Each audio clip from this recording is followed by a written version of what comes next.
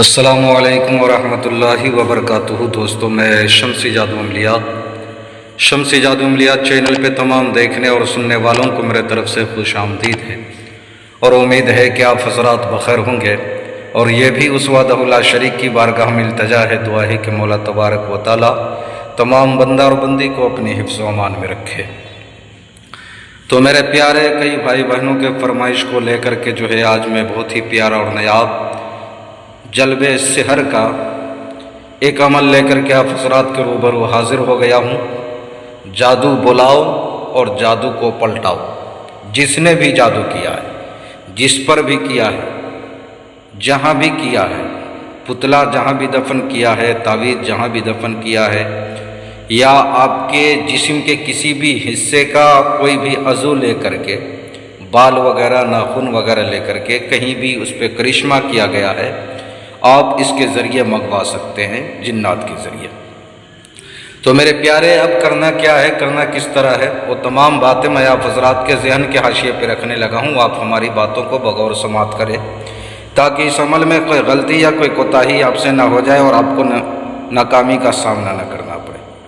آپ اس عمل کو شروع کبھی بھی کر سکتے ہیں۔ میں دو طریقے بتاؤں گا، ایک زکوٰۃ نکالنے کا اور ایک بغیر زکوٰۃ کا۔ دونوں طریقے میں آپ کے ذہن کے حاشیے پہ رکھنے لگا ہوں۔ آپ نے سب سے پہلے پیتل، تانبا یا مٹی کا برتن آپ نے اوپر کر لینا۔ اب آپ نے کرنا کیا ہے، ہرا کپڑا اور سفید کپڑا تھوڑا سا آپ نے اوپر کر لینا ہے۔ مریض کو نہلا دھولا کر کے باوضو حالت میں آپ نے اپنے سامنے بیٹھانا ہے، نیچے سفید کپڑا بچھا دینا ہے۔ آپ نے جو برتن خرید کر کے لایا ہے اس میں آدھے برتن آپ نے پانی بھر دینا ہے۔ بھرنے کے بعد آپ نے کرنا کیا ہے، مریض کو آپ نے بولنا ہے کہ دونوں ہاتھ اس پانی میں ڈبوئے، اور ڈبونے کے بعد نکال دے۔ نکالنے کے بعد اپنے چہرے پر مل دے۔ پھر آپ نے اس پہ ہرا کپڑا ڈھک دینا ہے۔ ڈھکنے کے بعد آپ نے پڑھائی کرنی ہے۔ وہ پڑھائی کیا ہے، وہ منتر کیا ہے، اب بغور سماعت۔ جادو برسر جادوگر، جادو برسر جادوگر۔ آپ نے اس منتر کی پڑھائی کتنی کرنی ہے، کتنی مرتبہ؟ 11,000 مرتبہ آپ نے پڑھائی کرنی ہے۔ اور ذہن و دماغ میں آپ نے یہ بات رکھنا ہے، اگر پلٹانا ہے تو ذہن و دماغ میں یہ بات رکھنا ہے کہ یہ جادو جس نے کیا اس کے اوپر پلٹ جائے۔ اور اگر آپ کو پلٹانا نہیں ہے، جہاں بھی دفن کیا گیا ہے اس کو حاضر کرنا ہے اور مریض کو صحت یاب کرنا ہے، تو اس کو آپ نے ذہن و دماغ میں رکھنا ہے کہ وہ چیز یہاں پر حاضر ہو جائے، موکل کے ذریعے حاضر کیا جائے۔ تو یہ طریقہ ہے بغیر زکوٰۃ کا۔ اب دوسرا طریقہ میں آپ کو بتانے لگا ہوں۔ وہ طریقہ کیا ہے، آپ نے 40 روز زکوٰۃ کی نیت سے جمالی پرہیز کے ساتھ باوضو حالت میں قبلے کی طرف چہرہ کر کے آپ نے بیٹھنا ہے۔ بندش وغیرہ لگانے کی ضرورت نہیں ہے۔ اگربتی خوشبو کے لیے آپ نے 2 اگربتی آپ جلا لیں، یا جتنا جی چاہے بہترین خوشبودار اگربتی جلا لیں۔ آپ نے اسی منتر کو ہر روز 40 دن 3125 مرتبہ اس کی پڑھائی کرنی ہے۔